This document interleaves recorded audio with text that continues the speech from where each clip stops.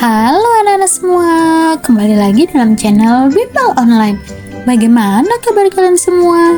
Semoga dimanapun kalian berada akan selalu sehat, tetap ceria, dan tentunya tambah semangat lagi belajarnya. Nah anak-anak, sebelum kita lanjut ke video pembelajaran kita kali ini, jangan lupa di subscribe dulu ya, agar anak-anak tidak ketinggalan akan video-video terbaru dari channel Bimbel Online. Anak-anak semua, di video pembelajaran kita kali ini, kita akan sama-sama membahas dan mempelajari mata pelajaran Bahasa Indonesia untuk kelas 5 Kurikulum Merdeka. Yaitu kita akan sama-sama belajar di bab 7 di bagian imbuhan, pe, dan an. Nah, ini ada di halaman 161 sampai 165 di buku kalian. Nah, sekarang apakah anak-anak sudah siap? Kalau sudah siap, yuk kita langsung saja mulai pembahasannya. Perhatikan baik-baik ya. Yuk, langsung saja kita mulai ya. Nah, anak-anak, adapun tujuan pembelajaran kita di bab ini yaitu yang pertama, anak-anak diharapkan untuk memahami dan mengerti tentang imbuhan po dan an yang akan kita pelajari bersama kali ini, anak-anak. Inilah tujuan pembelajaran kita di video pembelajaran kita kali ini. Mari kita mulai di bagian bahas bahasa imbuhan po dan an. Anak-anak semua, dalam teks yang kalian baca tadi atau anak-anak bisa putar video kakak sebelumnya ya, tampak beberapa kata yang merupakan kata berimbuhan. Nah, dalam kata yang berimbuhan itu ada beberapa makna, yaitu yang pertama maknanya menyatakan tempat. Nah, jika menyatakan tempat yaitu contohnya pe ditambah kata kerja rumah ditambah imbuhan an menjadi perumahan. Kemudian makna yang kedua yaitu kata berimbuhan menyatakan proses. Contohnya pe ditambah kelola, kata kerja kemudian ditambah an menjadi pengelolaan, atau pe ditambah kata kerja panas ditambah an yaitu pemanasan.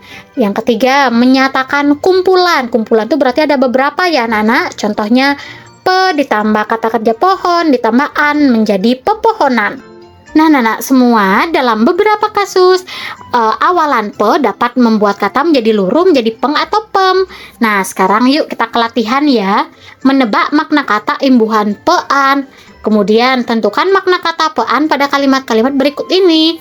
Kalimat yang pertama, program 3M dapat menjadi solusi penanggulangan sampah. Nah, anak-anak perhatikan, di sini ada kata penanggulangan.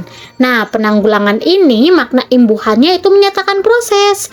Adapun kata dasarnya yaitu dari tanggulang. Nah, tanggulang ini diberi imbuhan pe dan an menjadi penanggulangan. Kemudian perhatikan yang nomor 2. Sampah yang dibuang ke sungai dapat mengakibatkan penyumbatan yang berdampak banjir. Nah, di sini ada kata penyumbatan anak-anak. Adapun makna kata dari penyumbatan yaitu menyatakan suatu proses.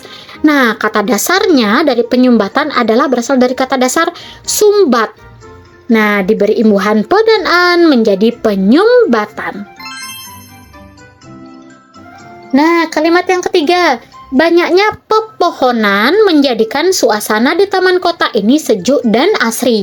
Nah, anak-anak perhatikan ada kata pepohonan, yaitu makna imbuhannya itulah menyatakan kumpulan. Berarti pepohonan, kumpulan dari beberapa pohon anak-anak. Nah, pepohonan ini berasal dari kata dasar pohon, diberi imbuhan pe dan an menjadi pepohonan. Lanjut, kalimat yang nomor 4. Banyak warga di pedesaan memanfaatkan ampas tahu untuk pakan ternak. Nah, di sini ada kata pedesaan anak-anak. Pedesaan ini maknanya yaitu menyatakan suatu tempat, yaitu desa ya anak-anak ya. Nah, adapun kata dasarnya itu ada kata dasar desa. Desa diberi imbuhan pe dan an menjadi pedesaan. Kalimat yang nomor 5. Banjir yang melanda saat musim hujan membuat banyak warga tinggal di pengungsian. Nah, di sini ada kata pengungsian anak-anak. Nah, makna katanya itu adalah menyatakan suatu tempat, yaitu pengungsian. Berasal dari kata dasar ungsi, sehingga diberi imbuhan peng dan an menjadi pengungsian. Nah, ini yang berubah tadi anak-anak ya, luruh. Pe ini imbuhan pe, luruh menjadi peng. Ditambah an menjadi pengungsian. Yuk, kita lanjut ke bagian menentukan ide pokok, kalimat utama, dan kalimat penjelas. Anak-anak semua, setiap paragraf mempunyai yang namanya ide pokok atau gagasan utama yang dikemas dalam kalimat topik atau kalimat utama. Nah, dan dikembangkan dengan beberapa kalimat penjelas. Anda perhatikan ya dalam sebuah paragraf. Apa itu gagasan utama? Nah, gagasan utama adalah pokok pikiran atau inti dari sebuah paragraf. Kemudian, kalimat utama adalah kalimat yang berisi gagasan utama atau ide pokok. Sedangkan kalimat penjelas adalah kalimat yang berisi pengembangan, uraian, ataupun rincian sebagai penjelasan dari kalimat utama. Nah, inilah yang ada ya anak-anak, bagian-bagian yang ada dalam sebuah paragraf. Perhatikan contoh penjelasan ide pokok, kalimat utama, dan kalimat penjelasan untuk paragraf 1 di bawah ini. Nah, anak-anak perhatikan ya, adapun ide pokoknya yaitu aktivitas manusia menghasilkan sampah. Nah, kalimat utamanya, aktivitas yang kita lakukan sehari-hari dapat menghasilkan sampah. Nah, adapun kalimat penjelasannya yaitu sampah yang dihasilkan biasanya merupakan sampah organik, yaitu sampah yang mudah terurai. Yang kedua, misalnya daun-daun kering, sisa makanan, dan lain-lain. Sampah lainnya yakni sampah anorganik, yaitu sampah yang sulit diurai. Misalnya plastik, logam, kaca, kertas, dan lain-lain. Nah, anak-anak semua, apakah kalian sudah paham? Sekarang cobalah melengkapi tabel di atas untuk paragraf 2 dan paragraf sampai dengan paragraf 4. Nah, dalam paragraf 2 yaitu ide pokoknya pengelolaan sampah yang kurang baik. Adapun kalimat utamanya, pengelolaan sampah yang kurang baik dapat menimbulkan masalah. Nah, kalimat penjelasnya, sampah yang dibuang sembarangan akan menumpuk, berbau, dan menjadi tempat berkumpul dan berkembang biak penyakit. Sampah yang dibuang ke sungai dapat mencemari badan air dan mengakibatkan penyumbatan yang bisa berdampak banjir. Sampah yang dibakar juga akan mencemari udara, menurunkan kualitas lingkungan, dan bisa berdampak pada yang namanya pemanasan global. Nah, kalau sudah seperti ini keadaannya, rusaklah lingkungan kita. Nah, Nana, dari paragraf 2 kita sudah menemukan ya, ada ide pokok, kalimat utama maupun kalimat penjelasnya. Lanjut ke paragraf 3, kita menemukan anak-anak ada ide pokok. Ide pokoknya adalah pengelolaan sampah yang baik. Nah, kalimat utamanya, pengelolaan sampah yang baik harus berwawasan lingkungan, menerapkan prinsip kemandirian yang produktif, dan mengedepankan prinsip 3M. Nah, kalimat penjelasnya, 3M merupakan singkatan yang terdiri atas mengurangi, memakai ulang, dan mendaur ulang sampah. Mengurangi sampah dapat dilakukan dengan cara mengurangi memakai plastik sekali pakai. Kita dapat memilih untuk membawa tas belanja yang dapat dicuci dan dipakai berulang kali. Nah, prinsip memakai ulang adalah upaya menggunakan kembali bahan atau barang supaya tidak langsung menjadi sampah. Nah, kita juga menemukan ide pokok, kalimat utama, dan kalimat penjelas dari paragraf yang ketiga. Dan paragraf yang keempat anak-anak, ide pokoknya yaitu manfaat mengelola sampah dengan baik. Nah, kalimat utamanya, sampah dapat berubah menjadi berkah apabila kita bijak dalam mengelolanya. Kalimat penjelasnya, penanganan sampah yang baik dan benar juga akan menciptakan lingkungan yang bersih, sehingga membuat hidup kita menjadi nyaman dan sehat. Hal itu dapat kita wujudkan melalui partisipasi dan peran aktif kita semua. Nah, kita juga menemukan anak-anak ide pokoknya, kalimat utama, dan kalimat penjelas dari paragraf 4. Yuk, kita lanjut ke bagian menulis ringkasan.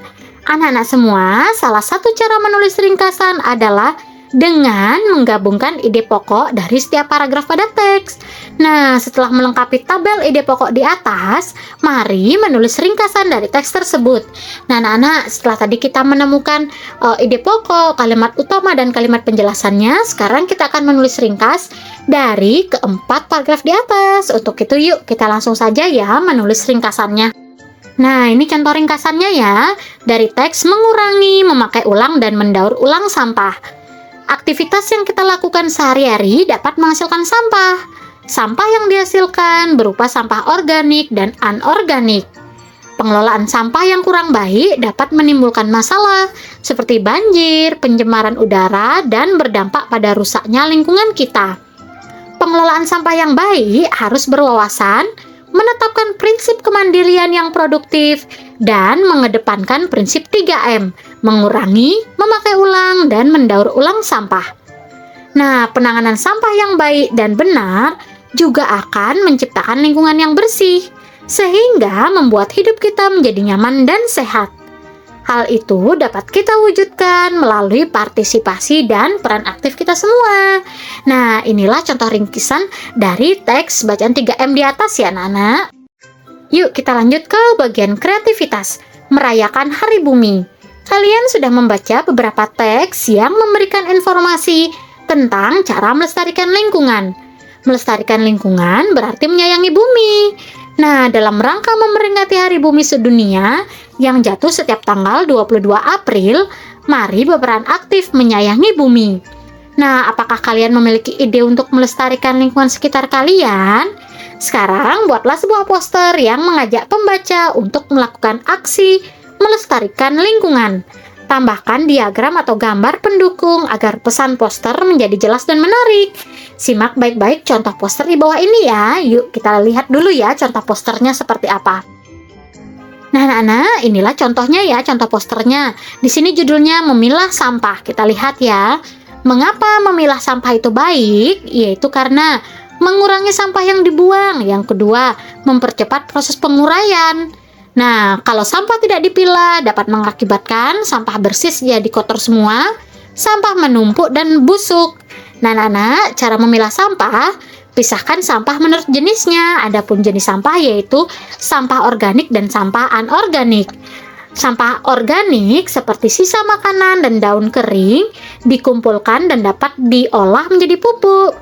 Sedangkan sampah anorganik yaitu contohnya seperti kardus, kertas, dan plastik dapat didaur ulang dan digunakan kembali. Nah, di sini ada kata anak-anak, ayo sayangi bumi, berkurang sampahku, lestari bumiku. Nah, inilah contoh dari poster anak-anak. Jadi, yang dapat kita ambil dari poster ini adalah harus membuang sampah pada tempatnya. Nah, ini contoh yang bervariasi anak-anak ya. Kalian bisa buat poster. Ini hanya kakak mencontohkan beberapa. Di sini kakak mencontohkan lestarikan lingkunganku, kemudian hijaukan Indonesia, hijaukan dunia, ayo tanam pohon. Nah, di sini kakak memberikan contoh yaitu ayo tanam pohon agar dapat pohon yang rusak itu dapat diganti dengan pohon yang baru anak-anak, sehingga pohon itu dapat menghasilkan oksigen itu untuk kehidupan kita. Nah, anak-anak, berakhir sudah video pembelajaran kita kali ini. Nah, semoga dengan video pembelajaran ini dapat membantu kalian untuk memahami tadi kita sudah sama-sama belajar imbuhan pe, kemudian membuat ringkasan, kemudian menemukan kalimat utama, kalimat ide pokok, dan kalimat penjelasan. Nah, yang terakhir kita juga tadi membuat poster ya anak-anak. Nah, semoga video ini dapat berguna untuk kalian. Nah, jika video ini berguna untuk kalian, jangan lupa di like, komen, subscribe, dan share juga ke teman-teman kalian. Kakak berharap dimanapun kalian berada tetap semangat belajarnya, sehat selalu, dan tentunya tambah semangat belajar bersama channel Bimbel Online. Thanks for watching, see you next time, bye-bye anak-anak hebat.